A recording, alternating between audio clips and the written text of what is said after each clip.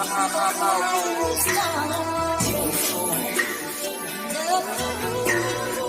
nights, trying to lock away these villains in my life.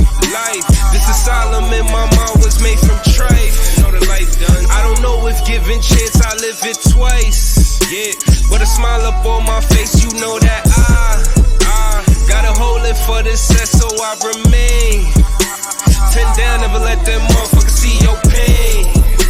Nip said TMC, know the marathon remains. We in a whole different lane. I supersede what was meant for me. Little boy from the concrete.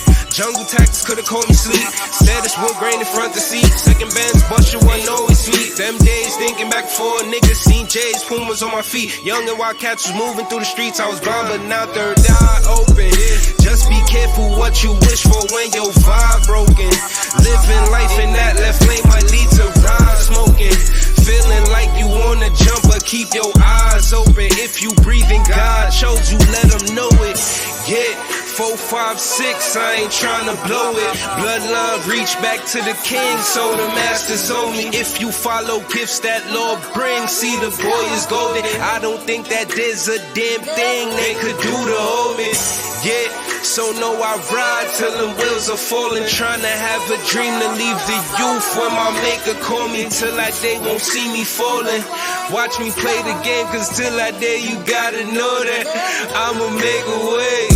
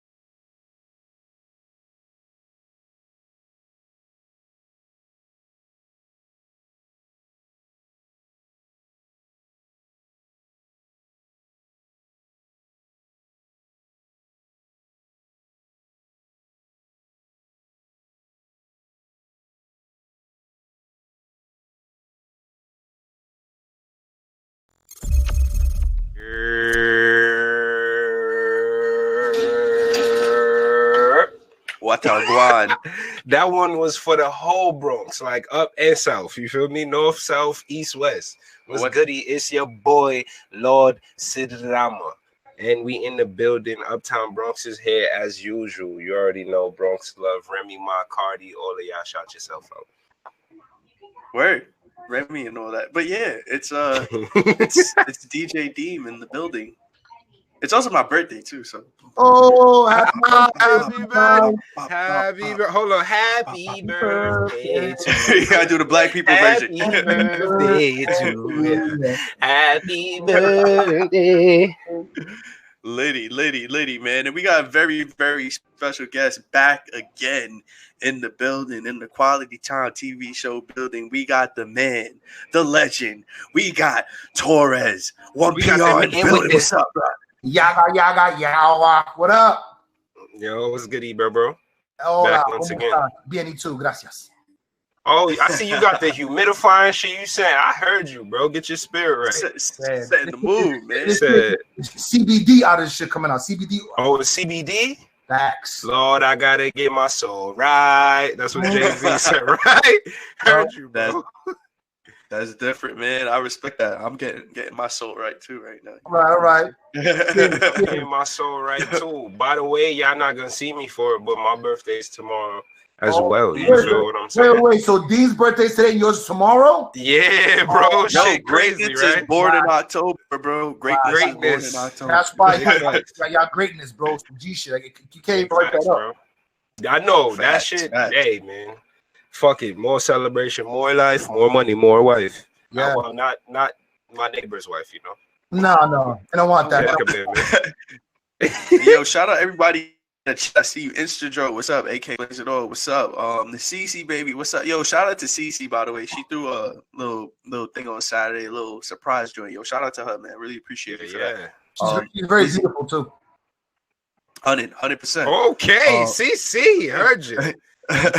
Hold on, my bad. Shout out to fucking Big H, you feel me? My nigga Dro Pops. He said today is his Pops' birthday too, you feel me? Shout out Big happy H, birthday. you feel me?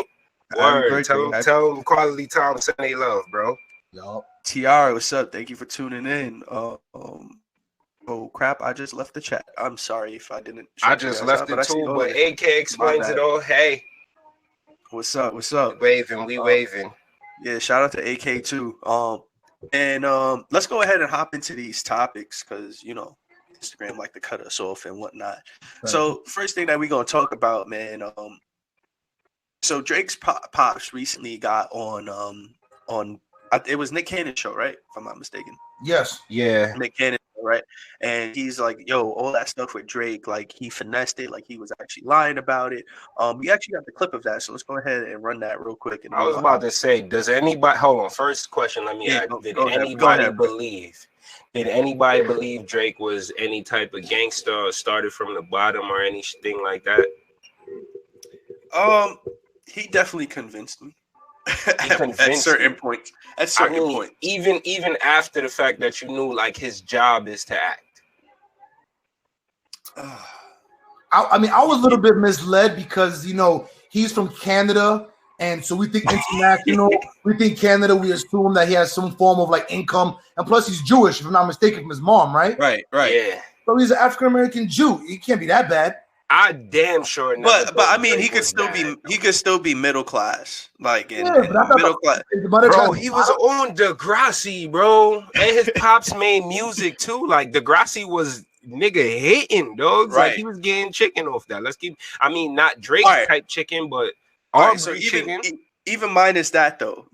What about the pop situation? Like like that's kind of where I want to go with this topic. And saying his dad wasn't around, and just being genuine with what you're doing in hip hop, because it's not the first time this year that we've seen something like this. We had the little Tekka situation earlier this year with him coming out and talking a whole bunch of smack. But now, what did Tekka say? Tekka just said, "I got two twin Glocks, make it turn to a dancer." Yeah, some shit. And he got black, he got white. My nigga, honestly, Lil Tekka, there's no fucking way in hell I was ever or anybody should have believed Lil Tekka was gangster. You feel what I'm saying? So I don't know, bro. Come on, blood. Come on, bro. Look at him, bro. Come on. He could have been the wildest dude in the group. He could have been the wildest cat. No, if that was the case, he wouldn't have been the rapper because he would have been in the books, nigga. He would have been booked up, nigga. Looking like that. The young kids would say he's capping. Capping like a motherfucker, bro. I hear you. But let's run the clip. Let's run the clip. So the people that haven't seen it can actually see what's going on. Any of that stuff from like the upbringing of Drake or him kind of living in Toronto without you at times. We hear it in his lyrics sometimes. I had a conversation with Drake about that. I have always been with Drake. I talk to him, if not every day, every other day. Wow. And we really got into a deep conversation about that. I said, Drake, why are you saying all of this different stuff about me, man? Like, this is not cool. And he goes, Dad, it sells records. So, okay, well, cool. I wish my dad was that understanding. Talk about me. Now, do you have to deal with any of that stuff from like the upbringing of Drake or him kind of living in Toronto without you at times? I have no names to give him, actually. I don't have anything slick to say. Drake Capo or something. Yo, shout out to everybody in the chat too again. Thank you for the birthday wishes. Both everybody I seen y'all. Thank you. Appreciate it. Let's see who else is in here. Epiphany Epiphany. I hope I said your name right, but shout out to you. Shout out to Epiphany. She making Epiphany Amore. Word. Yeah. She was showing love earlier. Shout out Epiphany. I know that's your people's Torres. She official, bro. She be putting in work. D nigga. I seen her page, bro. Trust me, she's official. D. So in the chat, so let's see what's going on. So Tiara says, first of all, his father was a pimp. AK explains also says looks like a pimp, laughing my ass off. Instro says Drake wasn't hiding his dad from the world. He was hiding the world from his dad. He said he started from the upper middle class until he was here. He's stupid. Hey, real shit. But that was probably his bottom, like being like regular middle class in that in that environment. That was like the bottom, you know what I'm saying? Mm-hmm. I feel you. He had one Range Rover instead of two. See, my bottom is like coming up the world. I don't know if anybody can do it, but like eating government cheese and spam and that powdered milk. That's the bottom. Like, I remember having coupons when they were coupon booklets. Right. Bro, the coupons? Remember the coupons? I had the coupons. Oh man, the coupons. Yeah, that's back in the day shit. I had them. Bro, honestly, like I said, me personally, I never fully believed Drake. But I thought, I'm not gonna hold you. I called it out a couple years ago, and niggas was telling me, nah, Drake hold like his family's blood and shit like that. He got like real niggas around him, so that's the reason why he be talking like that. But now with your pops, yeah, you feel me? But now with your pops straight up coming out and saying his pops be capping too, though. His pops, true, but for what? Well, then again, imagine it's a marketing stream right now. You feel me? True, it's a marketing strategy. Yes. Drake got on IG. Drake did address it on his Instagram and was like, "Yo, stuff about like, yo, if something about family and whatnot, like, yo, I'm trying to remember what he said, but he was basically saying like, yo, this is the last time I'm like putting my family on and like doing shit like this because his pops is coming." Beef? Is rap beef between Drake and his pops? It could be. His pops could be capping too. His pops could be saying like, "Yo, Drake's coming out with a project with the next 90 days." Gotta be. I believe he's relevant. All he's doing is this is social media marketing algorithms 101, right? So you think he talked to his pops and made his pops do this? You don't know. I mean, end of the day, but first of all, like at the end of the day, like you said, who the hell really sat there and thought that Drake was actually a thug?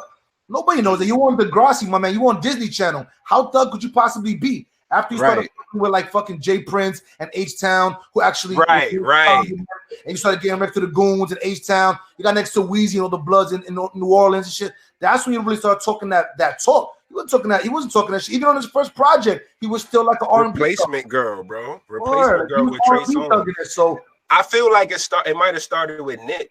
The song that he did with Nit. I can't remember the fucking name. Even that was late in his career. That wasn't like in 2008. You know what I'm saying? Nah, that was like 2010. It's called Killer. Even if I gotta do it on my own, I'm a motherfucking killer. Y'all never heard that Drake song? Him and Nipsey? Probably. That was back in the day shit. That was like when I first heard him on some like hood shit. And I'm like, what the fuck? But now it's that shit out the stable now. That nigga is top boss going, huh? Oh, he's gangster. All right. I understand the Drake and the gangster part, but let's get to the main thing. Like, let's peel back and look at the main thing. That even with this, a lot of rappers are capping out here. They're not being genuine in this hip hop game. Mm-hmm. How do we feel about this now when we go back and we listen to these songs? Like, do we take every song as a grain of salt now, saying like, yo, I don't even know if I could trust this artist and really listen to him and go, yo, I respect your story. Like, what do we do now? Like, are we about to do background checks on artists? Like, bro, you got to do your due diligence. I mean, at the end of the day, not to segue into something else for later on topic, but Tekashi, it's the same kind of premise. You know, at the end of the day, there's certain people that, like, if you follow their social media and you know people around them from the Bronx, Brooklyn, or whatever borough, like, if you do your homework and you find out who's who and who they're affiliated with, bro, you can see who's real, who's fake. You know what I'm saying? Right. Like Casanova 2 times, my nigga. Correct. That is probably one of the. He's probably the realest nigga in the game right now. You feel what I'm saying? Well, let me not say that. He's probably one of the realest niggas in the game right now. Who says some wild shit? It's the joke that being in a wheelchair on the show is a bottom point, though. Hold on. You got the bag though. I mean, give me crutches, a wheelchair. Give me one of them fucking little hats for the special bus. I don't give a fuck, nigga, for that bag. I'm taking it. Come on, son. Yo, Win, what's goody, bro? You already know BX thing. Yeah, Win, what up? Cass is a real one, definitely. Naturally, Shay said Drake is a great artist. We're not gonna say that, but people drag storylines for the right hit, relatable stories. Right. I keep it 100,000 million trillion. That's why I'm not gonna be too harsh on that nigga, because he's a fucking actor. He's an entertainer at the end of the day, and he's entertaining. But he's rapping about things that with ghostwriters too. But at the end of the day, he's rapping about things that people that did struggle from are going to listen to. Nobody wants to hear a rapper about the middle class. Nobody wants to hear you rapping about, yo, my mom bought me new shoes today. Nobody wants to hear about that. We want to hear, yo, I wore my shoes into the ground. My soul was falling off. I had to walk. But maybe don't make it so blatant on some started from the bottom, now we here. You feel what I'm saying? Like you could tell niggas stories the right way. You could tell somebody else's story without taking on their fucking energy and their personality and shit and making it seem like it's yours, bro. Yo, Deem, like, people do that shit all the time. Deem, right? So you mentioned that like, nobody wants to hear about the middle class. So why are we perpetuating this mentality of struggle when not everybody lived that life? Like at the end of the day, I came up of government cheese and welfare, but I got a fucking big ass house in Long Island, bro. I'm not gonna say, yo, son, I'm in the, you know what I'm saying? I'm in the peas, you know what I mean? Like, I mean, moves in the peas, my nigga, but I got a lawn. You know, I got a lawn. In my opinion, the reason for that, in my opinion, there is no gray area in hip hop. It's either you're completely broke or you're completely rich. There is no wait, hold up, because I feel like niggas like Lil Nas X are changing that, because he's creating a whole new narrative for that, where it's strictly about having fun and like entertainment and shit like that. So I respect him for that aspect, because it really is black and white in this hip hop shit. It is. Either you a thug or you a chill nigga. Like that's why Lil Nas, fuck it, I go as far as to say Lil Nas X is helping bring us back to some golden era shit history. In the sense of diversity in hip hop. If I'm going to compare it to anything, I think this is the new era of backpack rap. Remember when backpack rap came out? It was super frowned upon. It was like, yo, what's all like this fun, like Kid Cudi? Like, what is that? Kanye coming out with backpacks, wearing pink polos? Like, what is that? I think we're going through that phase again. Like we're recycling that. We're getting back to it, because we just came out of the trap phase. We came out of the Rick Rosses, the all those Waka Flocka, Meek Mill. We're coming out of that. We want something Ace Hood. And don't get me wrong, those songs were hard. But now Lil Tecca's is coming out creating these fun little vibe songs, and they're fun. They're fun to listen to. But honestly, it's a shift in demographics, bro. My bad, Torres. But to me, it's a shift in demographics, and it's a shift in like fan base and the people that are actually buying the music and the artist's work. Because if it was still mostly people from the hood that were, you know, generating these sales for these artists, they would cater to them. But record labels at the end of the day are still the ones in control of the streaming shit. So they have the analytics, and they look and see, yo, it's a bunch of suburban kids or whatever, so let's cater to them. And they don't know about that fucking life, but they glorify that shit, and they like, yo, nah, but let them drop one of them little niggas in East Chester projects for and see how the fuck they feel. Good, bro. There's a reason why the song Juicy was a hit for Biggie. There's a reason why it sounds good. There's a reason why you cannot rap about being middle class. Like, just real talk, yo, I'm not gonna lie to you, Lord. Yo, you hit it on the dot. And to prove that point, this Saturday when I was at Rolling Loud, out of 50,000 people, it was 90% young white. Yep, 90% exactly. Young white kids. So at the end of the day, the narrative is changing, because back in the day, you know, there's no more tape, CDs, no more really radio push. All these fucking major labels are finding artists off of SoundCloud, off of streaming services. And therefore, since there's no money to be made anymore outside of merchandise, shows, and streaming, because the powers that be control the market, right? They cater to the people that are streaming numbers and that equate younger generation who are the young white kids, hence Rolling Loud. So you nailed it. Right. I hope y'all tuned in. Real All the shit. rappers is tuned in right now because he just put game. He just dropped Real some shit. shit. It's like he just like. I'm gonna keep it a buck. I gotta sip to that.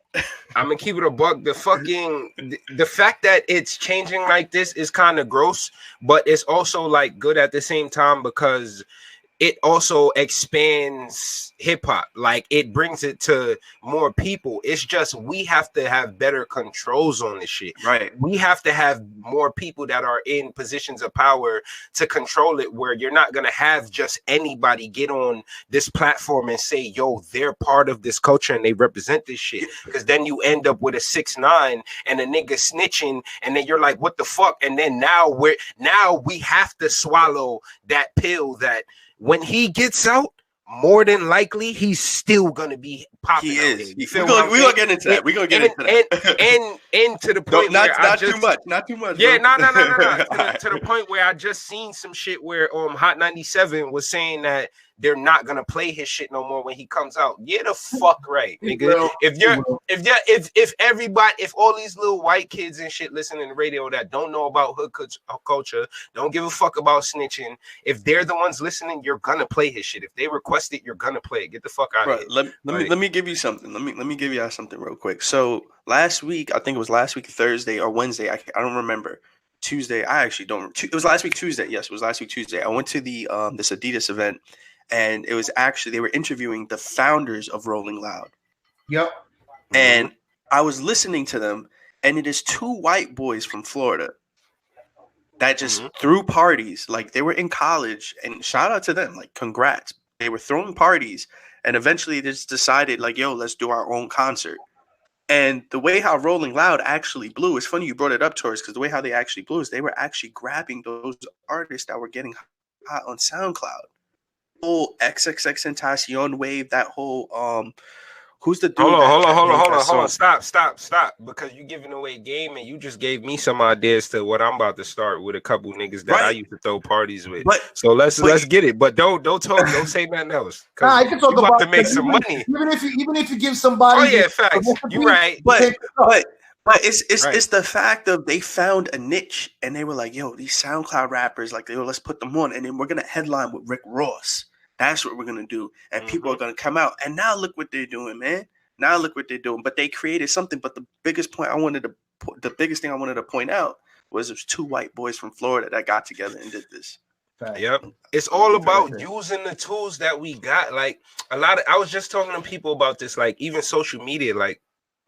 It's crazy how they was able to recreate reality digitally, like literally, because there's the normal everyday people that just go about using that shit for a photo, like it's a photo album and shit, for likes and entertainment and shit. And then there's the people that are working and that are notice the power of that shit and utilize it for what it is, a tool to expose yourself to the world. You feel me? So just like in real life, there's few people that are actually making moves and actually doing it, and then there's the others that are just going by everyday life. It's the same shit with social media, bro. And I wish, facade, bro. It's a facade, it is a big facade. You just recreating your life online, and you could do whatever. At that point, it's like plastic surgery to the 10th power, nigga. You just recreating your whole image. This is why you and Deem are gonna win, because the whole purpose of social media is to attract your attention. Right. That's what you do. The whole point of going on Instagram and Facebook is to be able to get your attention, and then therefore, based upon your likes and interests, they could put sponsored ads. And then buy some shit from it, you get compensated. So all it is a perpetual cycle of fucking business. On the contrary, to make my point stronger, the reason why y'all gonna win is because now you're gonna compensate people for utilizing their time. Right. You know what I'm saying? So this particular structure, the dynamic, the blueprint that y'all doing is so fucking opposite of what they're doing that it's gonna win. Because either you're going to take my attention or you're gonna pay me for my attention. Right. That's Honestly, all I'm saying is, we chopping this video up, and that's about to be the plug for about 2 years, nigga. Because Mad gems in there, yo. He just said it best. That's exactly what the fuck Quality Time is here trying to do. Love 100%. Yourself, man. Love and appreciate yourself. Love and appreciate your time. Come spend it with us. It's quality time, baby. There you go. Good job. And you already know. Real people like Torres, man. The real people like Torres, which brings us into our next topic, man. Yeah. So, oh man, it was actually Torres that I seen post this, man. And let me go ahead and pull this up real quick for y'all. So, Torres went on IG and had a little rant. He says, "Unsigned artists. Stop letting these fake industry people take your money, especially here in New York. Don't get fooled by the gram. Do your research and due diligence." Right? 1PR. Correct. So, you know what? You know what I'm going to do for this one? I'm actually going to make you lead this. For the first time, the guest is about to lead it. Go ahead, man. You lead it. This is you. This is you, bro. I appreciate that. Talk about it. So what's going on is, like, obviously, I'm in the industry. I do my PR, marketing, public relations, branding, whatever the case may be. I got my own showcase every 2 weeks. I do quite a bit, B.E.T, Grand Hustle, XYZ, right? But what pisses me off is you got people, just like in the rap game, who are watering the game down. So people like myself, Miss Artistry, Avery, Marie Driven, these are reputable people that are PRs themselves and are very powerful women in the industry that are doing their thing. But then you got people that's trying to middleman and then know somebody that knows somebody and just tries to kind of like piggyback off of them to make a little cut in between. That's just like if I know somebody that's the plug and then they got the weight, I got to go through 3 people just to get that same weight, but I can go directly to the plug myself. You know what I'm saying? And what pisses me off is that first and foremost, a lot of these up-and-coming artists, they're equally to blame. It's because they don't do their research and they don't, check out these people's credentials beforehand. They get thirsty off a post because they assume and interpret Instagram, their perception is reality because you see them next to a star, taking a picture, fucking a cloud chasing. You see them next to a car in front of a rented Bentley, and you assume that's the reality based on your perception. So because of that, these people are taking advantage of the unsigned artists and making them pay for shit, like for a label meeting. My G, no respectable and reputable label is going to charge you for a sit down. That's bullshit. Talk about it. Gems. Keep going. Gems. These fucking showcases, right? Everybody knows my showcase, New Artist Spotlight. If you want to come perform, you can perform for free. Bring 5 guests. Which, if you're an artist, if you cannot bring 5 guests, you shouldn't be rapping or be an artist. So we tell you, go for free, and the winner can get on Shade 45, Hot 97, Power 105, live interviews from the 15 million people have sway in the morning. These motherfuckers charging $300,000-$500,000 for a showcase, and the artist getting absolutely nothing out of it.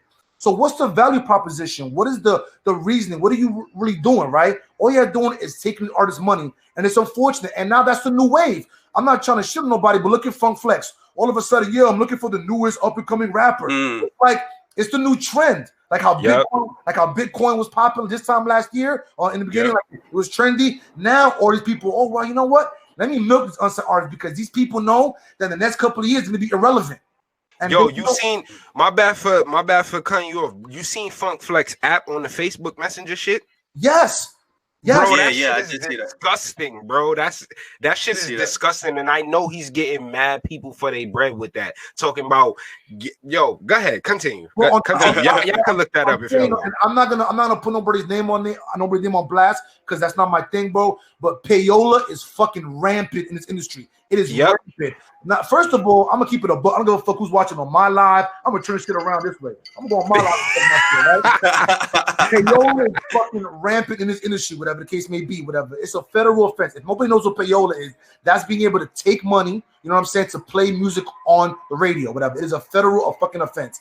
This shit is rampant, and everybody fronts like they don't take the bag to play records. Cut it out. A lot of these fucking DJs would have no career and nothing if it wasn't for that bag. People pay mortgages. They put their kids through college tuition on a string for this shit. That's why the game is diluted, and people like Tekashi could blow up, give a very DJ the bag, drop a couple bombs on it. All of a sudden, now you're highest in New York.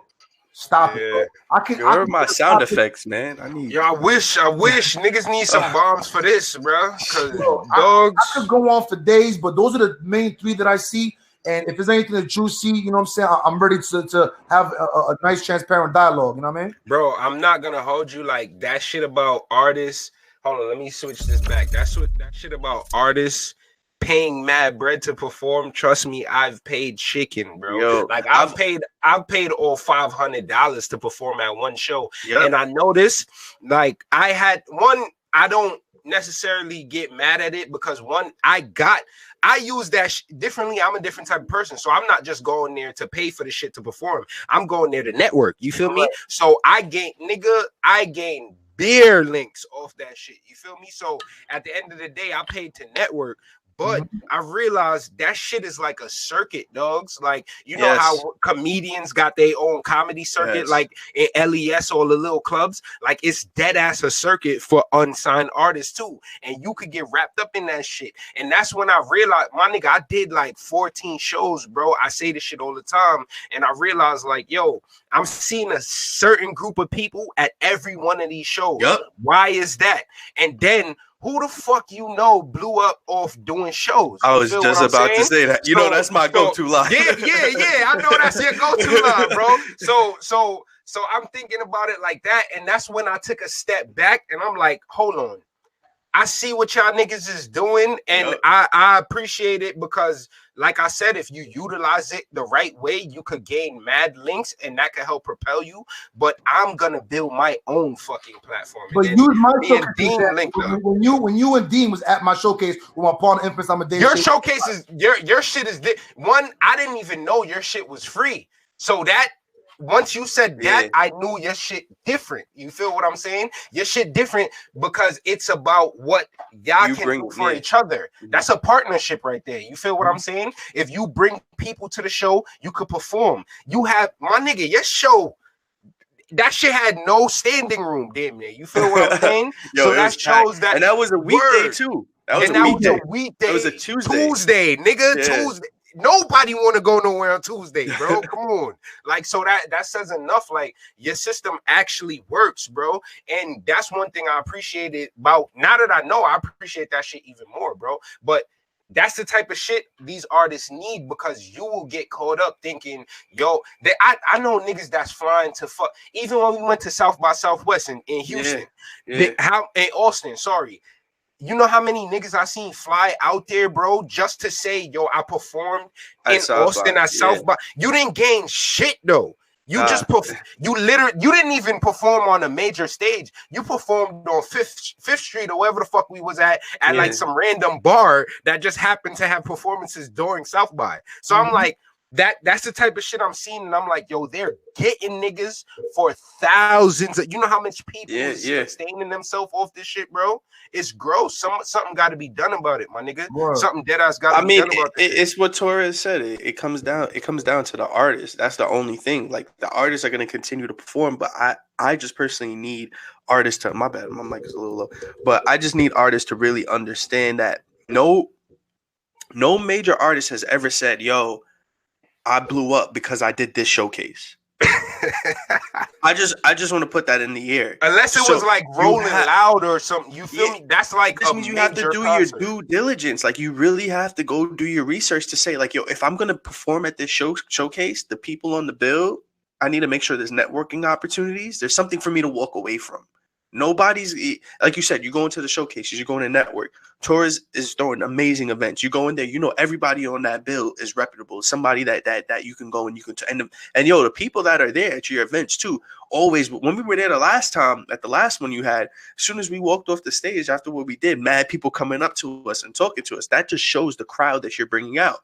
Do your research. Don't just go and sign up for these shows and just do this show because this is. They got this person going. There's an opportunity to meet with a label rep, and you don't even know who the label rep is. You don't even know who it is. I'm not gonna hold you. Like another nigga that I respect OD in this shit is my nigga Scott. You know Scott. Yeah, I'm on. Yeah, you feel me? More booking. Yeah. One thing, like, from the minute that I met Scott, niggas connected not because of music. We connected because of Bitcoin and the shit I was doing with my investments. He saw where my head was at and was like, yo, we got a link. So from then, me and this nigga got close. But at his showcases, bro, the first night I went to go pick up tickets, and he was like, "Yo, you got free time? Like, I'm about to go to SOBs. Pull up." And I was like, nigga, what? Mind you, that was probably my first time going to SOBs. You feel me? I'm like, nigga, I'm there. Nigga, I pulled up. I walked in. The owner walked up to him, dapped him, like, yo, I got to talk. I'm like, okay, he's official. He's doing a 15th Street tour right now as we speak. Yeah, he's in Atlanta right now. And from that moment, he was like, yo, bro, go work the room, try to network and shit, and let me see. And from he seen how I moved, he was like, yo, I already know where your head is at, and we gonna work, you feel me? And since then, me and this nigga been cool. So like a nigga like him and his showcases, I respect. And for that, like his shits ain't free. Like some of them are free, like the open mics, but I would spend the bread because I know I'm gonna gain something. I would too. You do, right? Right. There's a reason why you should be paying. Like, don't get me wrong. I'm not saying to do free showcases and whatnot, but remember, the person that's putting this together is putting their time and energy into this. They have to get venues. They have to get a DJ. They have to pay the venue. They have to do promotion. Like, there's costs that are involved, but it should be an investment into your brand, is what I'm getting from this. Is what I'm saying. It should be an investment into your brand. This is the whole thing. It is simple. I can break it down in 20 seconds. Talk to him. This is what it is. When you go to a venue, this is the split. You get the door, they keep the bar. There's generally a bar guarantee, and in order for you to not pay the venue, you have to hit a certain number. Only thing that the promoters are responsible for is a DJ, a door girl, sometimes security or not, a flyer, and then whatever the prize is. As long as you can cover those 5 things, whatever the door makes, you know what I'm saying, should cover that. You know what I'm saying? That's it. It's not fucking rocket science, right? But do the right thing by that. You know what I'm saying? Make sure you have a good a situation that you're offering a good prize and something that's feasible and that's worth the people coming on a Tuesday night or whatever day they got in order for to do that. It's not rocket science. The difference is the reason why Inf and I are so successful is because we have something valuable. People that win our showcases, like DJ Self came to our last one within 30 minutes. An artist was paid on Power 105. They left at 1:30. At 2 a.m. he's playing on Power 105. Real shit. Artists tomorrow, if they win our showcase on Thursday, they go live, get an interview on Shade 45 in front of 14 million people after 3 in the morning. And you pay and you would say that's investing in your and you're not even paying for that, but that's investing in your brand. That's what I mean. Like, there should be something going towards your brand. Now you're going out to South by Southwest paying, them South by Southwest performances is bread. Bread. Like 500 and up. 500 is cheap. 500 is cheap. That's and one show. Imagine the whole going out there spending. And that's what I'm even at South by niggas was wilding, bro. I would never, my nigga. Yo, hold on. By the way, shout out PMP. PMP on Twitch right now. Nigga said he an asshole. You already know. The number one PMP. Nigga said I've been going for like 3 weeks and this motherfucker still ain't gotten a haircut. You talking about? Yo, I actually cut it down. I cut it down, bro. I cut it down. What you said? Yo, they just saying, you dropping gems. I'll run through it real quick. Hold on, real quick. That Travis Scott was middle class. He literally upset his dad was in his life, left my fucking ass off. What a loser. Childish Gambino, J. Cole, Roscoe. Yo, PMP said when we gonna get him on the show. Yo, send us your email, bro. We'll talk. Yo, send us and email us. You make music. You do something. What we gonna be talking about? Yeah, bro? Talk to us. Let's work, bro. Let's work. Let's talk. Let's talk. Yeah, fact. In the chat, I mean, they really just saying you dropping gems, bro. That's really what they were saying in here. Like they need they said they learning a lot. Tiara says this actually might be an informative panel, not a podcast tonight. Naturally, Shay says pens and paper, note taking tonight. But also knows best to shoot. I wish I was blowing down right now. I mean, but that's the point. We have to utilize our platform as young African American Latinos and try to empower our people and educate them. That's the point of my post. Platforms like this allow us to educate our brethren and sisters and let them know what we really got to do. And this is not only applicable to just the music business. This is any business. Doesn't matter if you're a sole proprietor, if you have an LLC, if you work for a major corporation or corporate America. This same attitude and sentiments applies to any business across the board. You know what I'm saying? Educate yourself, smarten up, open the market up. Yep. Right. Hey, hold on. And for my hood niggas, like Jay-Z said, if every nigga in your clique is rich, your clique is rugged. Nobody will because everyone will be each other's crutches. You feel me? Make sure your team's strong. With that being said, make sure you guys share this live feed on your lower right hand, in the lower right hand corner of your phone. There is a little airplane. Click the airplane and send it to the first 5 people that pop up. Yep. It says send. Make sure you send it so they can get these gems as well. Thank you for tuning in to Quality Time Network. The first 10 people to share gets $2,000 from God. Pray for that shit. In Monopoly money. Pray for that Monopoly shit. money. But yes, share the feed, guys. Share, let everybody know what we're doing over here. We are talking about real stuff, man. We got Torres in the building dropping literal gems. Like, this is stuff people pay for right now. Dropping people gems pay like for this information. Broke, nigga. And he is dropping this not only for free, but for the people that are tuned in on our website are getting paid to listen to this right now. I'm gonna leave that right there. Bomb drop. Get it from God, my nigga. You heard CC? Get it from God. Mm-hmm. Open your DMs on Twitter. Right. So Torres, if you could sum this up for us, I want you to conclude this. If you could sum this up for us, what would you say that moving forward, what should our artists do moving forward? What should we be looking for in the New York scene? What would you say? So first and foremost, before you could think about doing any of these extracurricular activities like shows and this and the third, make sure that your business is down pat. What I mean by that is that if you're taking this seriously and not like a hobby, make sure at the very least you have ASCAP and BMI, right? Because prior to putting on your facts, prior to putting on your music to any to any streaming platform, you must be able to have ASCAP and BMI so you can get compensated. Because for all you know, your single could blow up, but if you're not registered with any of these organizations, you're gonna get double wood, no money, right? So make sure that at the very least your business is down pat. If you want to move forward and take it that much more seriously, you can open up an LLC, very inexpensive. Of anywhere, you can go to an entertainment lawyer, or you can go on one of those websites with LegalZoom.com, whatever. Open up an LLC, S Corp or C Corp, incorporate yourself. You know what I'm saying? Have a tax ID EIN. You know, so you can have your name, so you can start getting tax write-offs. If you're independent consultant like 1099, you could make a corporate credit card under your name. So whenever you go out to travel, have any business dinners, gas on your car, clothing, all those are tax write-offs, meaning at the end of the year,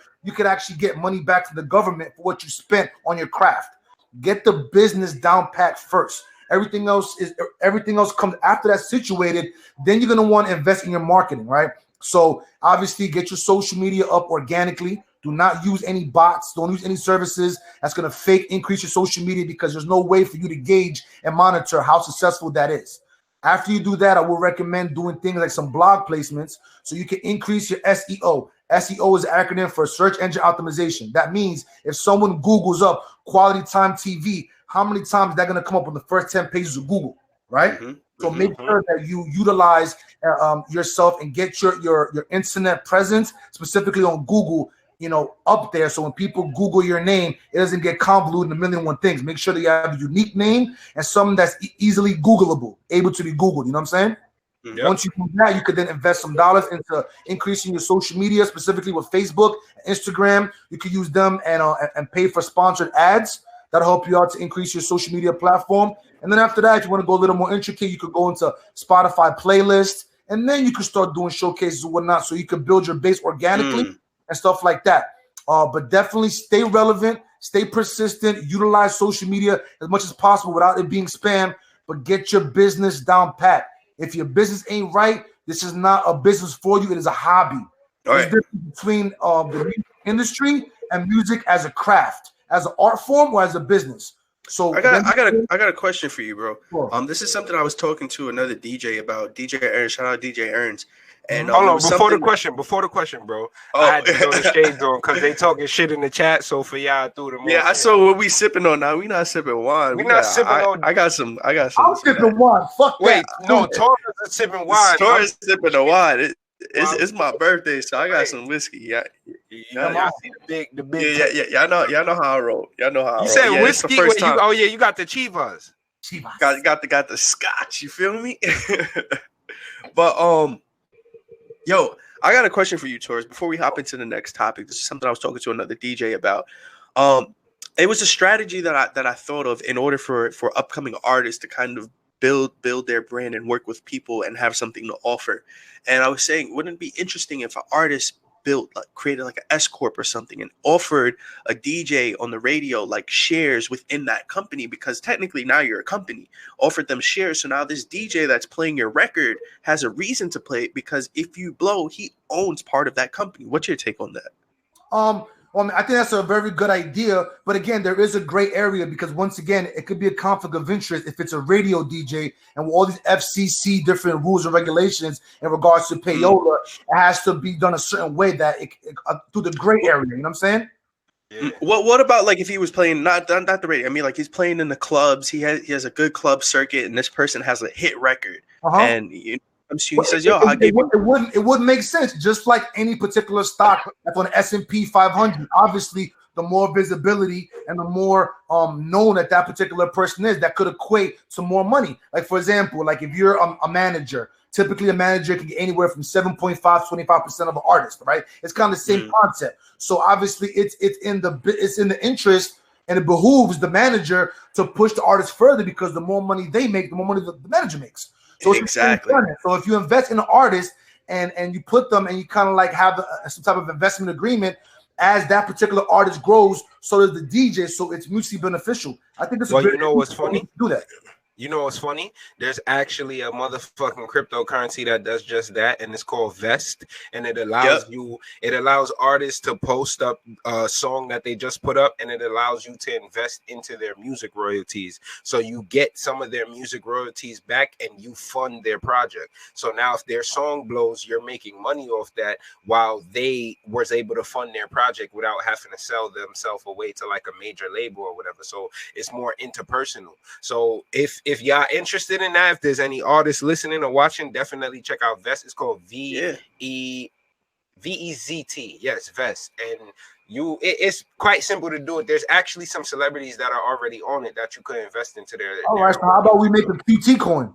Yo, what do you have? We have a quality. I'm telling you. I know, but I'm talking about this as a crypto. You mean that's what it is? Don't worry. We're gonna talk on the back end. We'll chop it up. One thing I tell you is we already 10 steps ahead of you, bro. The goal from day one was cryptocurrency, bro. So I was one of them. Let's say, because this shit is multifaceted, bro. But we gonna talk about it, bro. I need. Hey, all I'm saying is, there's options for these artists to get out here and stop getting screwed in this game, because the artists always get the shitty end of the stick. And y'all divas, I get it. Y'all are divas, so y'all want the diva status, but make sure you put your money where your mouth is. Yo, Deem, real quick, but before we conclude, just real quick. So, like, for example, give me 1 second. Hold on. Wait, we can't conclude yet. We still got one topic. No. I was actually segueing. We're not. Every artist go by. Oh, he got the. All right. This is actually the 9th edition, if I'm not mistaken. The 10th. No, bro. That's the Bible. That's a fact. Music industry. This was done in 2015. The actual 10th edition comes out this month and talks about streaming. But my segue is this: know your business. Once again, right? Understand that the music industry has changed. There's no more physical CDs, tapes, records. It is all streaming. You have to know, as an artist, how are you going to get a return on your investment? Okay, you have shows, right? If playlists for booking, you have merch, right, on your own website, whatever. You can be monetized from going on like your own YouTube channel to subscribe, or your own website, things of that nature. And also, in order for you to get money, streaming services, right? Those are 5 ways off the top right there. As an artist, you're going to be able to get money. So if you're going to try to get a ROI, a return on your investment, make sure that you invest in those 5 things. That's the quickest way for you to get the money you invested back on your money. Talk about it.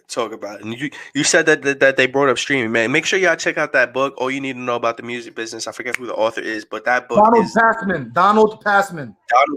Yes, he created the Bible for the music industry, man.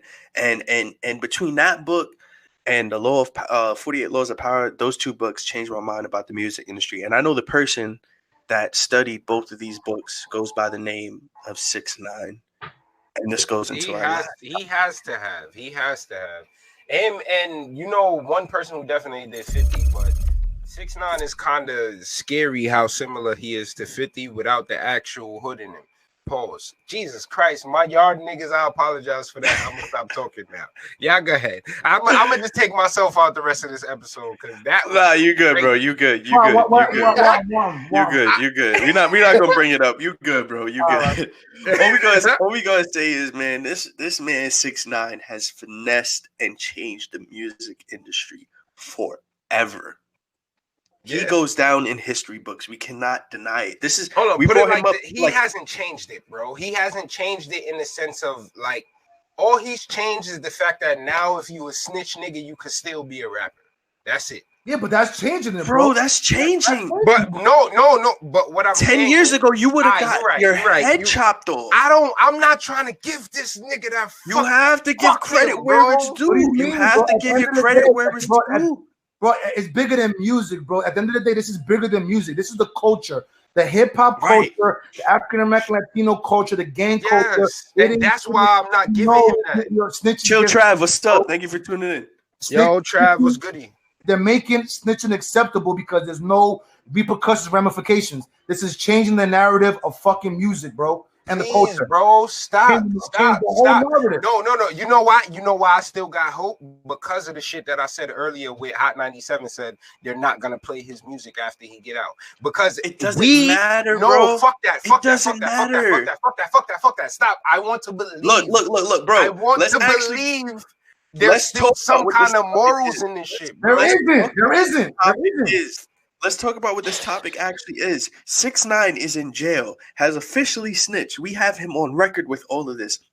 A record label. I don't think we even know what record label. A record label. Yeah, it's his same record label, the same one that bro, it's multi-million-dollar deal, matter of fact, bro. Don't we have Yo, we got a clip. Let's run the clip, bro. Let's run the clip. This shit pissing me off. Let's run the clip. Lord Clyde. Brooklyn rapper Tekashi 6ix9ine reportedly signed a $10 million deal with his former label 10K Projects, home to Trippie Redd, Lil Nar, Icy Narco, and others. The news comes just weeks after 6ix9ine testified against his former associates, Anthony Harv Ellison and Al-Jeremiah Nuke Mack of the 9 Trey Bloods. In early October 2019, Nuke and Harv were both found guilty of racketeering, with Harv catching a separate charge for kidnapping 6ix9ine in July 2018. They both are looking at years behind bars. 6ix9ine was famously arrested in November 2018 and turned state's witness a day later. In February 2019, he pled guilty to a number of charges and was looking at decades in prison, but will likely receive a reduced sentence for his cooperation. His sentencing was moved up and is now set for December 2019. This is the latest development in the saga of 6ix9ine that started with his breakthrough single Gummo in September 2017. Pop these niggas like a willy nigga, you a silly nigga, in the hole with them belly niggas and them hoover niggas. In just a little over a year, he landed a number of tracks in the Billboard Hot 100, with the aforementioned Gummo peaking at number 12, Kiki at 15, and a top 5 hit with his collaboration with Nicki Minaj and Murda Beats, Fifi. I don't really want no friends. I don't really want no friends, no. Draco got that kickback when I blow that, they all do track. The $10 million deal with 10K Projects is reportedly broken up over 2 albums, one in English and the other in Spanish. He proved his chops on the latter with Puerto Rican Latin trap star Anuel.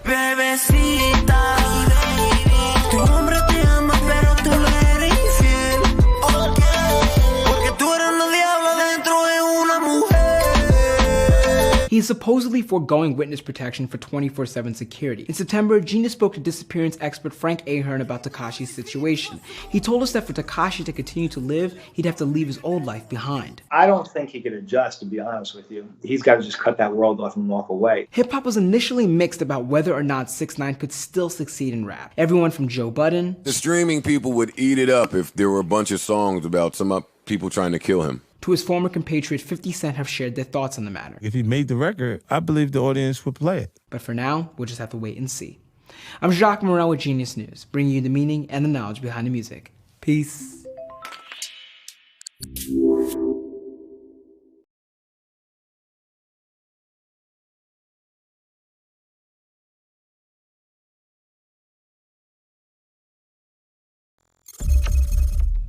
Yeah, we back.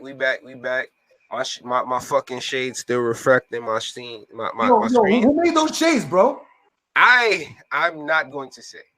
We'll talk about it on the back end because I'm not gonna lie. I'm about to buy like every color in these shits. I love. If it's a little $5 jammies from fucking Gun Hill Road, man, they can put me on. It don't matter. So what? No. I'll put you on, but I'm not saying that shit on air. We can't deny it though, bro. Like we legit cannot deny it. 6ix9ine has finessed the game. He has finessed the music game forever. The music industry between him and Lil Nas X this year, those are the two people that have changed the music industry forever. Yo, hold on. You see this bullshit in the chat? They like, yo, I'm here bumping to this clip because they was playing clips of this nigga music. Like, people don't care, bro. Yo, the same way I don't care. The same way we mute R. Kelly, gotta mute 6ix9ine, bro. Yeah, nah. They don't care, bro. They hold on. care. Nah. I'm a slow clap to that one, Torres. Mute 6ix9ine. If we gonna mute R. Kelly. He's stupid. If we gonna mute R. Kelly, 6ix9ine gotta get muted too. Fuck that. Hell yeah. Quality time. I hear you. I understand. No. I'm gonna break it down for you. I'm gonna break it down because what you're saying makes absolute sense, but it makes absolute sense to people that grew up in the hood. You think those little white boys that's at rolling? You think those dudes, those little white kids, and I'm not racist. The guys, the majority of the crowd at Rolling Loud. You think they care about snitches? You think they care about snitching? No, of course not, bro. But then that's the difference between him and R. Kelly. It's the fact that 6ix9ine is creating music that these kids want to hear, bro. The kids don't care about snitching. They don't care. They just want the music. They don't live that lifestyle, art. bro. I'm not gonna hold you. They don't live it. They don't. I'm gonna petition Congress that there needs to be a new law called a 6ix9ine law. If you want to listen to 6ix9ine music, you gotta spend a month in the hood. Fuck it. The government don't even care. This is what the government wants you to do. This is why they make you swear on oath. Swearing on oath is saying I'm snitching. Yo, on another term, though, on top of that, bro, that also like it did a lot for New York culture because, with all due respect, New York has not taken over, but has borrowed a lot of the gang culture from Los Angeles. So now people are looking at some of these gangs as questionable, whatever, you know what I'm saying? Because a lot of these people, you know what I'm saying, was supposed to stand up dudes, you know what I'm saying? So now it's like, yo, if y'all let this nigga rock, you know what I'm saying? Now, yo, that shit affects people that are people that may not know a lot about that aspect of life. That shit changed the way the gangs are moving too. Yeah. A lot of I said this. A lot of businesses closed. A lot of shit's changing. These gang niggas need to wisen the fuck up. Like, yo, y'all niggas need to tighten up. Bro. Think about from Tukey Williams' time to now. Like, y'all niggas, come on. How y'all let this motherfucker infiltrate y'all, dogs? Bruh, hold on. I said this from the first week we started talking about the 6ix9ine topic, maybe about 4 or 5 weeks ago. And I said, yo, 6ix9ine has changed gang hip-hop music forever. Because now we have to start checking for credibility. Now we're gonna start questioning. Hold on. No. Stop. We always had to check credibility, bro. We stopped that. We stopped. No. So how did 6ix9ine get through? We stopped. That's what I'm saying. But I said we always had to. 6ix9ine that didn't start with 6ix9ine. They realized, bro, we haven't. They realized after Gummo that they had a hit, so they was extorting him and getting the bag. So that's what it was, you know what I'm saying? They was getting the bag. We haven't checked for credibility in years. Who's the last rapper that got checked? Who's the last rapper that got checked? That got checked for credibility? Yes. Let's really think about this. It's been years. Who? There's niggas that got checked like in person by other rap. You're right, my nigga. It's been a minute. I don't know what. Hold on. Trav said, didn't 6ix9ine have a case for underage something? I'm just going to chat. But that's not. I'm not saying situation. Yeah, I'm saying. He was 17, 16. The homies, the real rights, they got to go back to fucking G-checking and making sure that people. I seen a video on Facebook that some little Spanish motherfucker was in the Bronx and some big homie G-checked because he was flagging. They got to bring back to that. If you rapping that flag, you rocking that right, bro. Someone come up to you and you got to spit your knowledge and your math. If you don't know, there's repercussions. If you start doing that shit. If you go back to G-checking, shit like that, the game will go back and it'll normalize. It'll bring order. You know what it is, bro? Niggas got greedy, bro. It's about the bread. You even if you listen to like them wiretaps, cause snitch ass fucking academics been over here detailing every fucking second of what's going on with 6ix9ine. He posting up how is fuck it, whatever. Snitch ass academic posting shit up and like, bro. Even if you listen to the Harv tape where he like, yo, I should have kept this nigga 6ix9ine closer. It's just I couldn't get down with that weird shit that he was doing. So I kind of kept him at a distance. And that's why Shotty took over and why they started beefing, because they was jealous of Shotty getting all the chicken and shit because he was close to 6ix9ine. He was fronting like he was his brother. Like, that's the type of shit. These niggas is starting to put money over everything else. I got a theory. That's hip hop. I got a theory. Hip hop seems to be selling itself up the fucking river at an expeditiously, because like T.I. was saying. I got a theory. I got a theory for hip hop. I got a theory for hip hop, man. I think with this happening with 6ix9ine and Lil Nas X blowing up in the same year, and I said this before, I think gangster rap is over for hip hop. And the reason why I'm saying that is because now when we go back to start G-checking, now things are going to start to get dated. That sound of hip hop, that whole gangster rap is going to be dated where nobody wants to do that. Now we're going to get the Lil Tecas. We're going to get the Lil Nas X's. We're going to get those rappers. I disagree. We're going to get those rappers. It's going to be fun. We going to get them, but I don't think it's that. Two things real quick. One, talk to me. Every 10 years. Every 10 years, the music. Hold on. Wait. You trying to go back live on IG, bro? I can. Yeah, do it, bro. We still got shit to talk about. And I'm off tomorrow, nigga. It's lit. Yo, and I'm still live. We still live on YouTube. Hold your thought, bro. I'm going live again. Hold your thought. Yeah, we still live on Facebook, YouTube, Twitch, Periscope, everywhere else. But let's make sure everybody. We'll do 15. We'll wrap it up in 15. These two valid points. Hold on. Wait till we get back. I'm about to throw the BRB, folks. Hold on.